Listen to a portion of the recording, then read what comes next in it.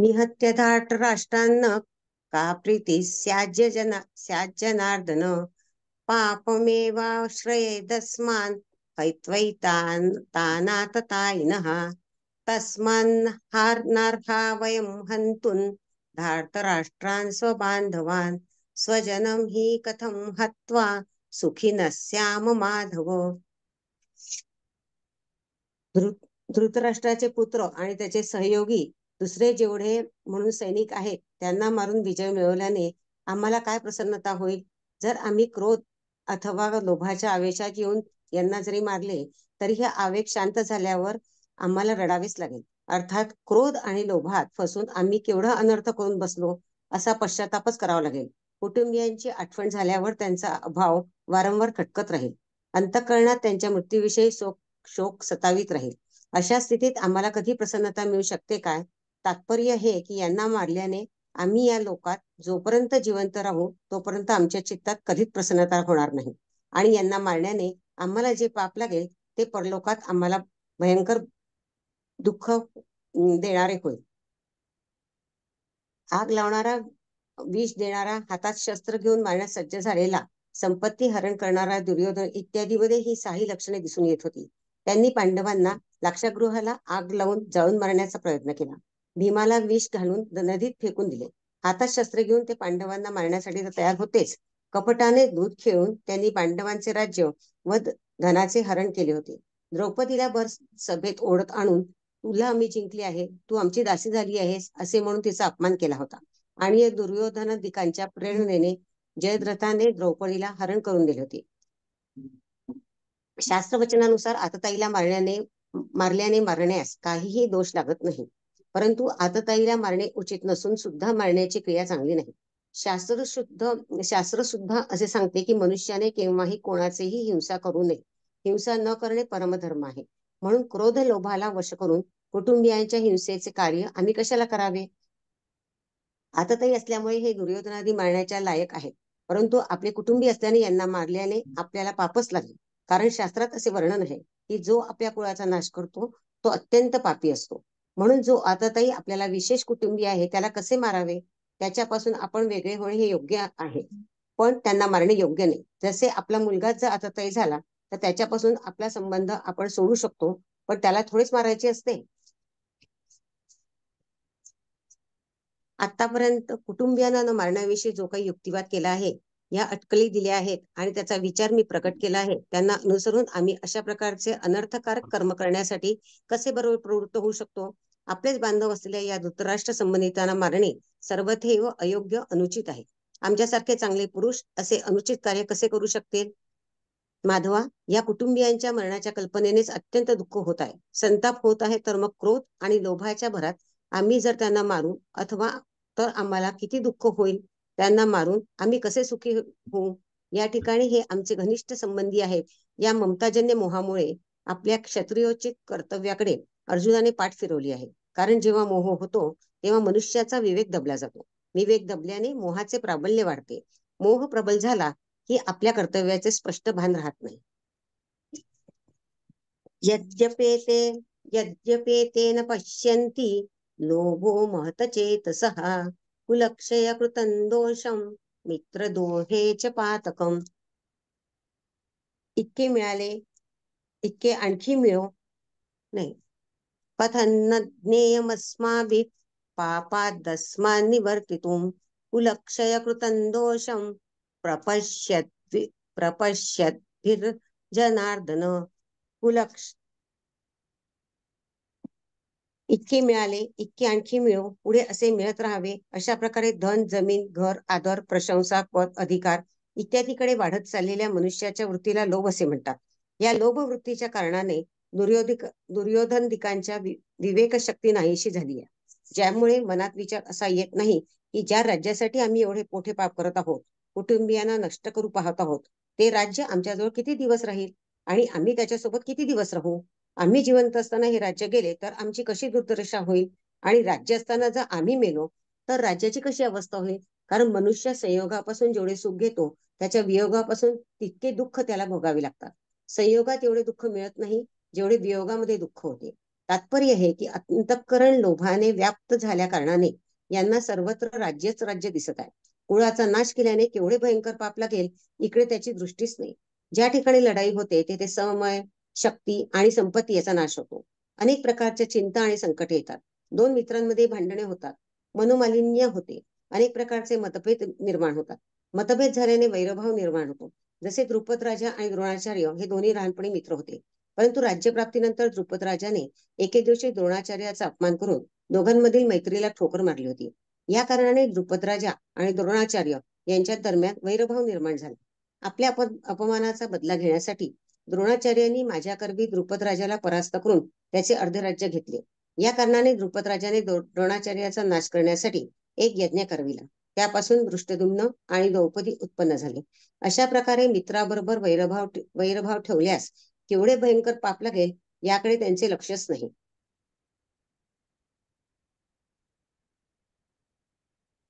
आता अर्जुन आपले मत व्यक्त करतात की जरी दुर्योधकांची आपल्या कुलक्षयामुळे होणाऱ्या दोषांकडे आणि मित्रद्रोहामुळे होणाऱ्या पापाकडे दृष्टी नाही, तरी पण आम्हाला कुलक्षयामुळे होणाऱ्या अनर्थ परंपरेला पाहिलेच पाहिजे. कारण कुलक्षयामुळे होणारे दोष आम्ही चांगल्या तऱ्हेने जाणतो आणि मित्रांशी द्रोह केल्यास होणारे पापही उत्तम रीतीने जाणतो.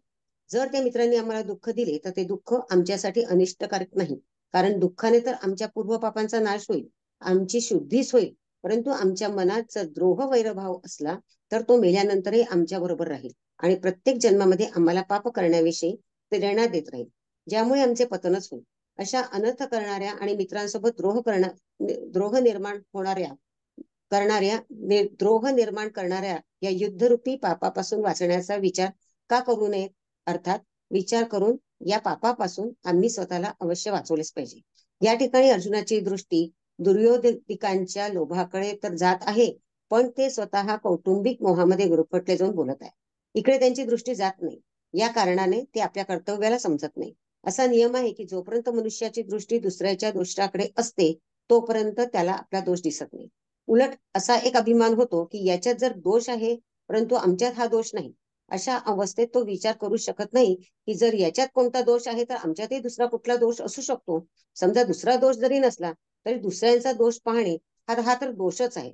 दुसऱ्यांचा दोष पाहणे तसेच आपल्या चांगुलपणाचा अभिमान होणे हे दोन्ही दोष एकमेकासोबतच असतात.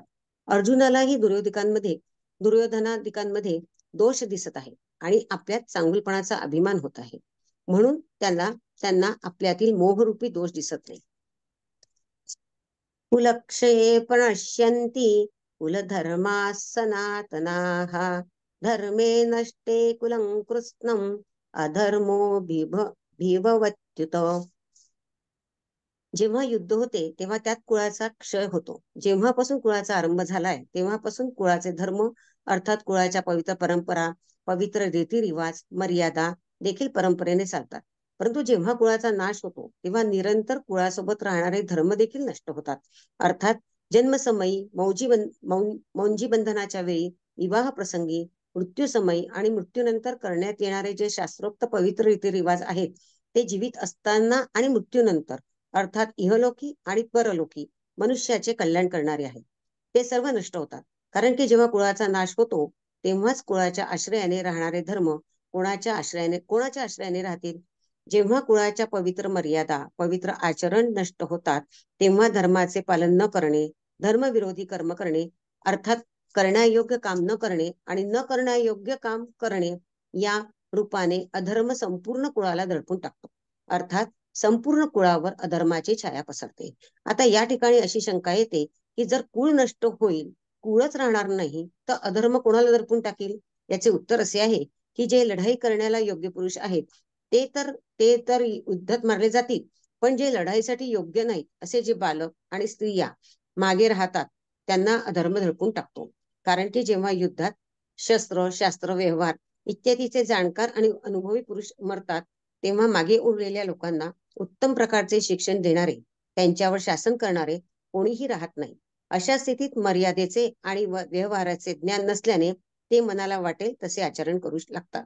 अर्थात ते करण्यायोग्य कर्म न करता न करण्यालायक काम करू लागतात, म्हणून त्यांच्यात अधर्म पसरतो. अधर्माभिववात कृष्ण प्रदुष्यन्ति कुलस्त्रियः स्त्रीषु तृष्टासु अश्नेर्य जायते वर्णसंकर. थांबूयात आपण इथे. हा झालं श्लोक का? आपण उद्या बघूयात. ठीक आहे, ठीक आहे. हा, जय श्री कृष्ण. याच्याबद्दल काही सांगू शकता? 2-4 ओळी. आपण जे 6 श्लोक वाचलेत. माझा इतका अभ्यास नाही आहे. बर. सराफताईंना विचारा हो, त्या बोलतील. चालेल. वैजंतीताई, वंदनाताई, दोघीपैकी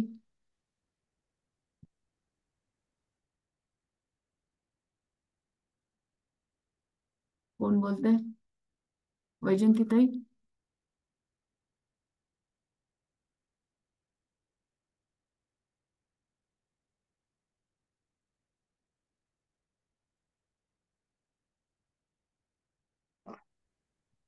हॅलो. हा, बोला ताई, हरकत हा, नाही. मी मगाशी पण मला ज्ञानेश्वरीवर बोलायचं होतं. मला 2 चांगले पुस्तकं मिळाले म्हणून मी अच्छा, मगाशी तेव्हा खूपदा आवाज केला होता. अच्छा. हा, की मला बोलायचंय म्हणून.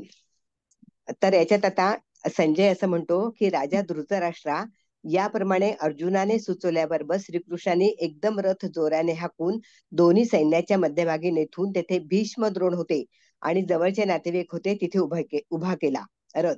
आणि रथ उभा राहिल्याबरोबर अर्जुन त्या सर्व सैन्यांकडे घाईघाईने जो पाहतो तो त्याला आपल्या कुळातील सर्व वडील माणसे दिसून आली.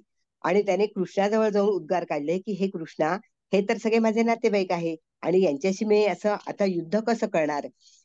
आणि त्या हृदयास्त्याच्या ध्यानात येऊन त्याने क्षणभर मौनच स्वीकारलं. म्हणजे त्याला तिथे त्याचे शब्द अपुरे पडले की मी माझ्या नातेवाईकांशी कसं युद्ध करू. अर्जुन पाहतो तो त्याला आपल्याच गोत्रातील पितृपितामह, गुरुबंधू, मातुल पुढे दिसू लागले. त्यातच आपले इष्टमित्र, स्नेही, सोबती, आपल्यापेक्षा लहान पुत्र पौत्रांप्रमाणे मानलेले आणि ज्यांचे रक्षण आणीबाणीच्या वेळी आपण केले आणि आपले उपकृत म्हणजे ज्यांचं रक्षण केलं आणि पांडवांचं ज्यांनी रक्षण केलं अशी गोत्रातील मंडळी युद्धाला उभी आहे, हे पाहून त्याच्या मनामध्ये गडबड झाली आणि एकदम तो घाबरला आणि वीरवृत्तीने आपला अपमान झाल्यासारखे वाटून पळ काढला. म्हणजे तो घाबरला, म्हणजे वीरवृत्ती होती अर्जुनाकडे पण आपलेच लोक आहे म्हणून तो घाबरून गेला. सत्कुलोत्पन्न विवाहित स्त्रियांना त्यांच्या भरत्याशी इतर कोणा स्त्रीने लगट केलेली त्यांच्या पातिव्रत्याच्या तेजामुळे खपत नाही, त्याप्रमाणे पुरुषांना एखाद्या नूतन स्त्रीशी परिचय झाल्याबरोबर योग्यतेचा विचार न करता ते कामुक होऊन त्यांना आपल्या परिणित वधूचाही विसर पडतो. म्हणजे जसं लग्न झालेलं आहे आणि जर इतर बाई जर त्यांच्या जवळ आली तर त्यांना ते अपमान होतो की चांगलं नाही वाटत. त्याप्रमाणे आपण वीर आहे पण आपण या सगळ्यांना मारणार, म्हणजे आपण भलत्याच नादी लागलो आहे आणि आपण जे इतके दिवस तप केलेले आहे पण आपल्याला आता ऐश्वर्य प्राप्त होईल पण त्याच्यासाठी युद्ध करावं लागेल आणि आपल्या बुद्धीचा भ्रंश होतो आहे आणि आपल्याला आता वैराग्य घ्यायला पाहिजे असं त्याच्या मनात अर्जुनाला भीती वाटायला लागली. त्याच्यामुळे त्याने आपली वीर वृत्ती टाकून देऊन करुणा वृत्तीचा अंगीकार केला. म्हणजे त्याला वाटलं की नाही, माझ्यामध्ये वीर वृत्ती आहे पण मी आता त्या वृत्तीने युद्ध करू शकत नाही आणि त्याला असं वाटलं की करुणा वृत्तीनेच आपण राहायला पाहिजे. जसे एखाद्या मांत्रिकाला ज्याप्रमाणे मंत्रोच्चार नीट करता आला नाही म्हणजे स्वतःच लुळे पांगळे होऊन पडावे लागते, त्याप्रमाणे तो वीर अर्जुन मोहाविष्ट होऊन लाचार बनला. त्याच्या ठिकाणचे मूळचे धैर्य गळाले आणि जसा सोमकांत मणी चंद्रकिरणांचा स्पर्श झाल्याबरोबर पाझरू लागतो, हा जो सोमकांत मणी असतो हा एवी तेवी याला काही होत नाही, पण जेव्हा या मण्यावर चंद्रकिरणांचा स्पर्श होतो तर त्याच्यातून आपोआप पाणी पाझरू लागतं. त्याप्रमाणे त्याचे अंतःकरण अर्जुनाचे द्रव पाहू लागले. आपल्या नातेवाईकांच्या प्रेमावेशाने मुग्ध होऊन खेदयुक्त अंतःकरणाने भगवान श्रीकृष्णांशी बोलण्यास त्याने सुरुवात केली. आता अर्जुन भगवंताला म्हणतो की देवा, मी या सर्व योद्ध्यांकडे पाहू लागलो, तो हे सर्व माझे आप्तवर्ग या ठिकाणी जमा झालेले आहेत.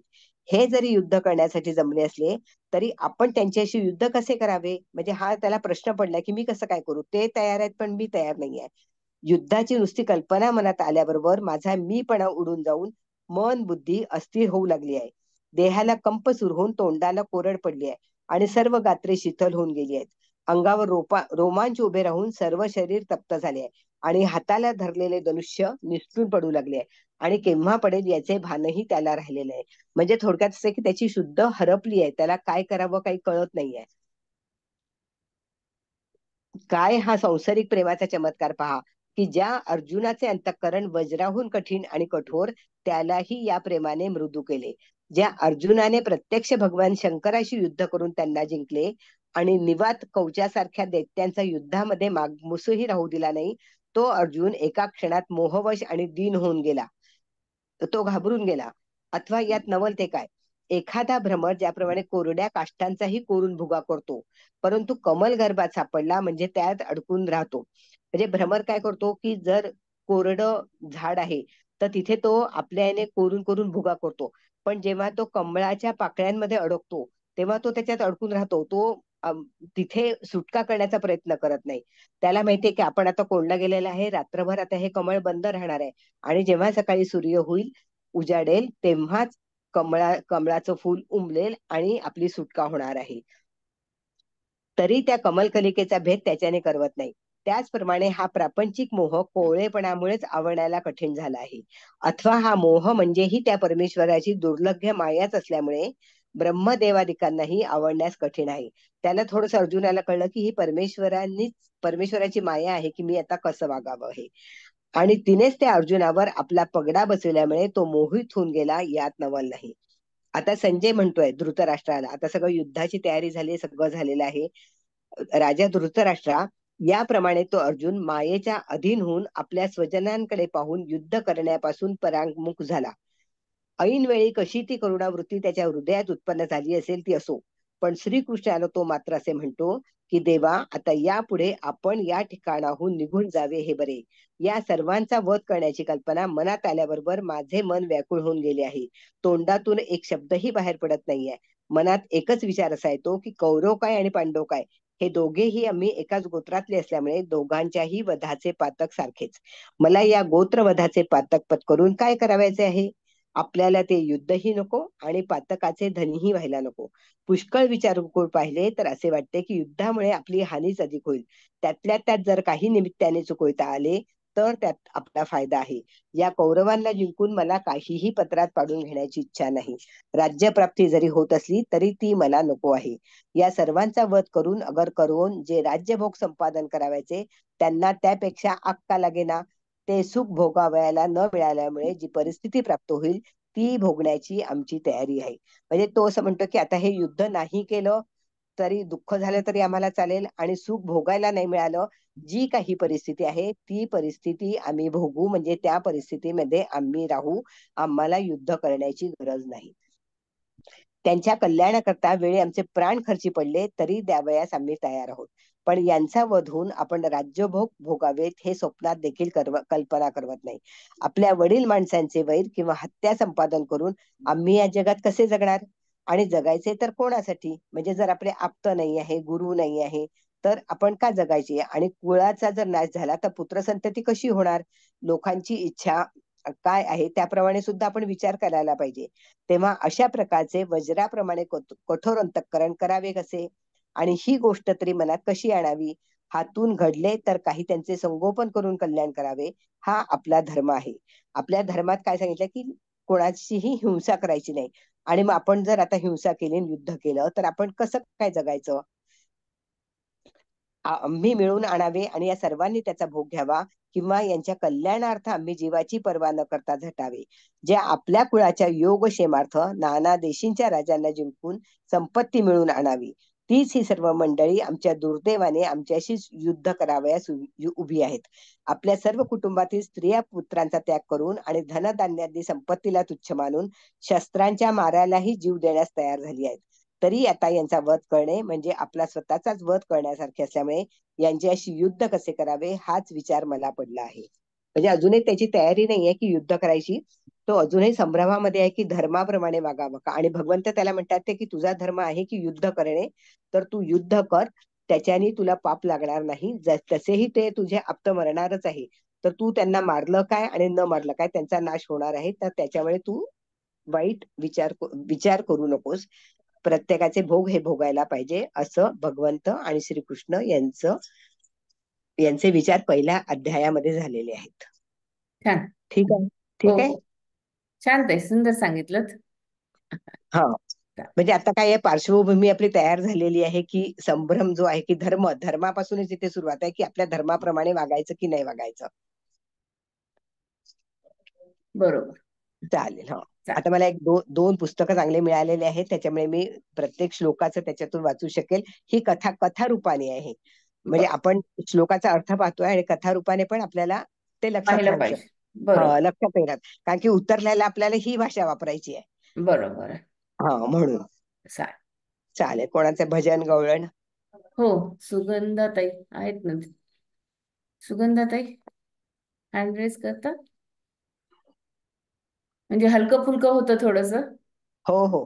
नाही, जास्त हेवी डोस नको. हेवीच आहे. हेवीच आहे, म्हणजे वाचतानाच किती असं हे होतं की बापरे, काय की इतकं डिटेल आपण कधी वाचलं नाहीये ना. आपण श्लोक आणि श्लोकांचे अर्थ एवढेच वाचतो. बरोबर. नाही, ते समजायला सोपं वाटतं, पण ते आचरणात आणायला खूपच जास्त अवघड आहे. आणि त्या ठिकाणी तो विचार करणं अवघड आहे. म्हणून महाभारत एकदाच होतो, ते परत होऊही नाहीये. हो नाही. लोकांची तशी स्थिती पण नाहीये. आणि बरोबर. चालेल. सुगंधाताई म्हणता, सुरू करता. हो ताई. हो. नमस्कार. आत्ताच आपण एकादशी साजरा केलीये सर्वांनीच, तर म्हणून विठ्ठलाचं भजन म्हणते. माझा आवाज येतोय? हो हो, येतोय येतोय. हॅलो. हो, चालेल. येतोय हा. हो. उठ पंढरीच्या राया, वाढ वेळ झाला, थवा वैष्णवांचा दारी, दर्शनासी आला, दर्शनासी आला. उठ पंढरीच्या राया, उठ पंढरीच्या राया, उठ पंढरीच्या राया. पूर्व दिशे उमटे भानू, घुमे वारियाचा वेणू. पूर्व दिशे उमटे भानू, घुमे वारियाचा वेणू. सूर सूर धेनू साच्या, सुगंधात न्हाला, सुगंधात न्हाला. उठ पंढरीच्या राया, उठ पंढरीच्या राया. कुक्षी घेऊन या कुंभा, उभी ठाकी चंद्र भागा. कुक्षी घेऊन या कुंभा, उभी ठाकी चंद्र भागा. मुख प्रक्षाळावे मुख प्रक्षाळावे देवा, गोविंद गोपाला, गोविंद गोपाला. उठ पंढरीच्या राया, वाढ वेळ झाला, थवा वैष्णवांचा दारी, दर्शनासी आला, दर्शनासी आला. उठ पंढरीच्या राया. सुंदर. पुंडलिक हाका देई, हाका देई, उभ्या राही रखुमाबाई. निरांजने घेऊन हाती, सिद्ध आरतीला, सिद्ध आरतीला. उठ पंढरीच्या राया, वाढ वेळ झाला, थवा वैष्णवांचा दारी, दर्शनासी आला, दर्शनासी आला. उठ पंढरीच्या राया, उठ पंढरीच्या राया, उठ पंढरीच्या राया. धन्यवाद. छान ताई, खूप सुंदर. अगदी आवाज पण खूप मस्त आहे तुमचा आणि छान. अजून एक म्हणू शकता? मला हरकत नाही, तुम्हाला अनम्यूट करते.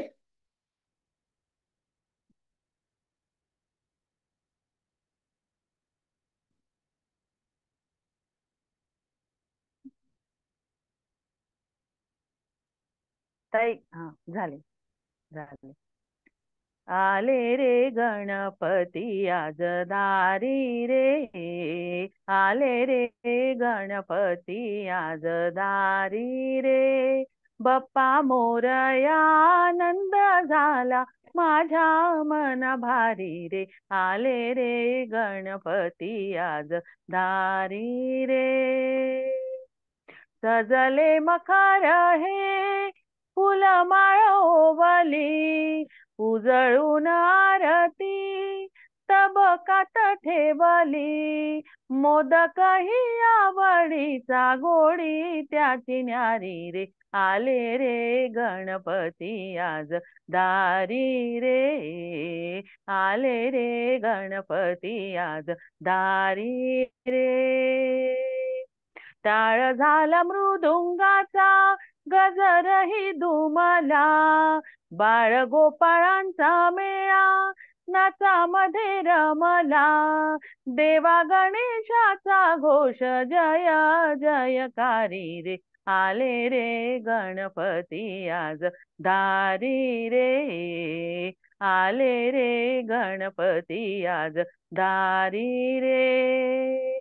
सा ग म ध नि सा सा नि ध नि ध म ध म ग म ग सा ग सा नि सा ध नि सा दारी रे, आले रे गणपती आज दारी रे. धन्यवाद. छान, सुंदर, अगदी खूप सुंदर आवाज आणि खूप सुंदर म्हणलं, दोन्ही गाणे सुंदर अगदी. चालेल. थँक्यू. आपण फक्त अजून एक गोष्ट हे करूयात, प्रत्येकाने आपला नंबर आला असेल त्या दिवशी आधी थोडीशी तयारी करून येत चला.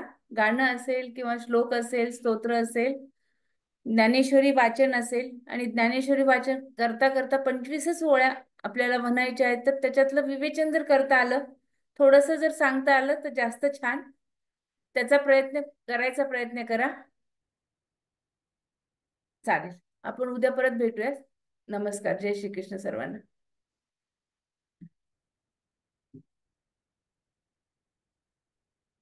कोणाला काही बोलायचंय का?